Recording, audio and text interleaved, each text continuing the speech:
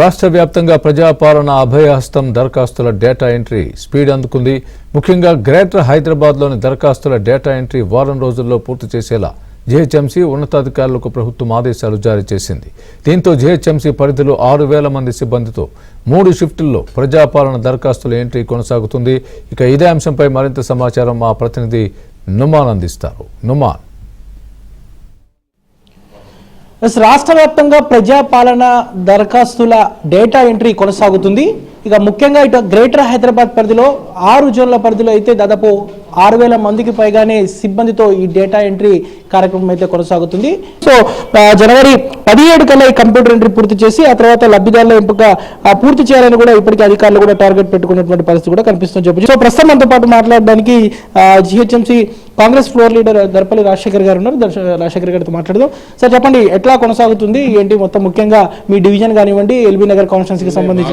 LB నగర్లో మొత్తం 40,765 applications వచ్చినాయి. అన్నీ కూడా చాలా నీట్గానే అంటే స్క్రూటినీ చేసుకుంటూ పోతున్నారు. ఎస్పెషల్గా నా డివిజన్కి వచ్చే వరకు ఈరోజు క్లోజ్ అండి. నా డివిజన్లో ఎన్నైతే అప్లికేషన్స్ వచ్చినాయో మోర్ దెన్ 8,000 అప్లికేషన్స్ వచ్చినాయి మా డివిజన్లో. అన్ని అప్లికేషన్స్ కూడా ఈ సాయంత్రానికల్లా మా దగ్గర 0. అంటే ఎంట్రీ అనేది లింగోగూడ డివిజన్ ఎస్పెషల్గా నాకు సంబంధించిన డివిజన్లో ఎంట్రీ అనేది ఒక్కటి కూడా ఉండకుండా అన్ని ఎంట్రీ చేసేస్తున్నాం. ఈరోజు అన్ని క్లోజ్ చేస్తున్నాం. Actually we have enough time. 19th first time ఇచ్చారు గవర్నమెంట్, తర్వాత 30th వరకు కూడా ఎక్స్టెండ్ చేసి టైం అనేది. But what ever it is మాకున్న టైం లైన్లో కాకుండా మాకున్న సిబ్బందితోటి మాత్రం మా ఆఫీసర్స్ మాత్రం 100% చాలా మంచి వర్క్ చేసిరు. అన్ని కంప్లీషన్ స్టేజ్కి వచ్చి ఎలాంటి జాగ్రత్తలు తీసుకుంటారు ముఖ్యంగా డేటా ఎంట్రీ చేసే టైంలో? సో ఈ స్పెల్లింగ్ మిస్టేక్స్ అండి, మేజర్గా ఫోన్ నెంబర్ అనేది చాలా ఇంపార్టెంట్.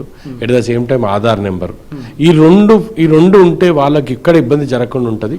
ఆ ఫీల్డ్స్ అన్ని కూడా అంటే ప్రతి ఫీల్డ్ కూడా ఇంపార్టెంటే, ఈ ఫీల్డ్ ఆ ఫీల్డ్ అని కాకుండా మా కోడ్ ఒకటి ఇచ్చిన ఆ కోడ్ కూడా ఎంట్రీ చేస్తున్నారు వాళ్ళు. అన్ని కోడ్స్ కూడా ఎంట్రీ చేసి చాలా నీట్గానే నిదానంగా, అంటే తొందరపడే అవసరం లేదు. We have enough time. వాళ్ళు కూడా చాలా నీట్గా చేసిరు. స్పెషల్గా మా డివిజన్ మాత్రం appreciate the staff of the GHMC. So they did very well. మొత్తం ఎంతమంది సిబ్బంది పాల్గొంటున్నారు ఏంటి? మా దగ్గర మొత్తం అంటే ఇక్కడ నాకు సంబంధించిన కాడికైతే 4 టీములు పనిచేస్తున్నాయి. 2 షిఫ్ట్లలో పనిచేస్తున్నారు. ఎవ్రీబడి అంటే పొద్దున షిఫ్ట్ మధ్యాహ్నం షిఫ్ట్ పెట్టేసుకొని రాత్రి వరకు చేసుకొని ఇంటికి వెళ్ళిపోతున్నారు. అంటే ఏదైతే ఈ ప్రజాపాలన దరఖాస్తులకు సంబంధించి సో కొన్ని సోషల్ మీడియాలో కూడా ట్రోల్ అవుతున్నాయి, వార్తలు కూడా వస్తున్నాయి. సో ఇవన్నీ కూడా మిస్ అవుతున్నాయి, పడిపోతున్నాయి, రోడ్ల మీద ఎక్కడ పడితే అక్కడ చెత్త కుప్పలు దొరుకుతున్నాయి అంటూ కూడా వార్తలు వస్తున్నాయి. సో బాలనగర్ ఫ్లైఓవర్ మీద కూడా మనం ఒక సంఘటన చూసాము. సో దాన్ని ఎలా చూస్తారు, ఏం చెప్తారు మీరు? అంటే మేము బాలనగర్ ఫ్లైఓవర్ మీద కూడా పొద్దున్నే నేను జెడ్సీ గారికి ఫోన్ చేసి రిపోర్ట్ తీసుకోవడం జరిగింది. Very unfortunate. ఎవరైతే ఏజెన్సీకి ఇచ్చినామో ఆ అబ్బాయి పోతుంటూ ఎదురుగా బండి రావడం జరిగింది. కొంచెం యాక్సిడెంట్ అయింది. యాక్సిడెంట్ అయినప్పుడు ఆ ముందర పెట్టుకున్న డబ్బా కింద పడడము చాలా సహజంగా జరిగేది. కానీ దాన్ని ఏదో పెద్ద భూతద్దంలో పెట్టి చూపించి అప్లికేషన్స్ అన్నీ ఉన్నాయి కదా, ఎక్కడ పోలే కదా. దాంట్లో ఆ తర్వాత మళ్ళీ ఆయన ఎంక్వైరీ చేసుకున్నారు. అప్లికేషన్స్ అన్నీ ఉన్నాయి, డబ్బులు ఒక అప్లికేషన్ కూడా బయటికి పోలేదు. వాళ్ళకి ఇట్లా ప్యాక్ చేసి ఇస్తున్నారు.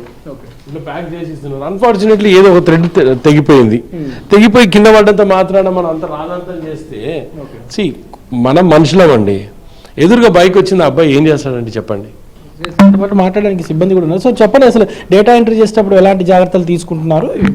సార్ మా దగ్గర వార్డ్ ఆఫీసు 4 ఉన్నాయి సార్. వార్డ్ ఆఫీస్లో 4 డివిజన్స్ ఉన్నాయి సార్. ఏ డివిజన్కి ఆ డివిజన్లో మనం అప్లికేషన్ తీసేసుకొని డేటా ఎంట్రీ ఆపరేటర్ని రిక్రూట్మెంట్ చేసుకొని వాళ్ళతో వర్క్ తీసుకుంటాం sir. Each and every application త్వరగా తీసుకుంటారు మా వాళ్ళు.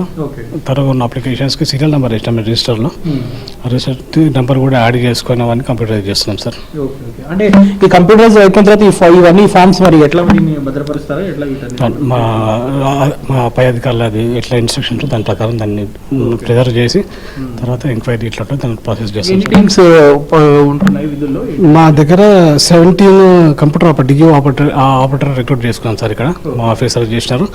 మాకు వాళ్ళతో పని తీసుకోమని చెప్పి వాళ్ళు దాని ప్రకారం వర్క్ సాల్వ్ చేస్తున్నాం సార్.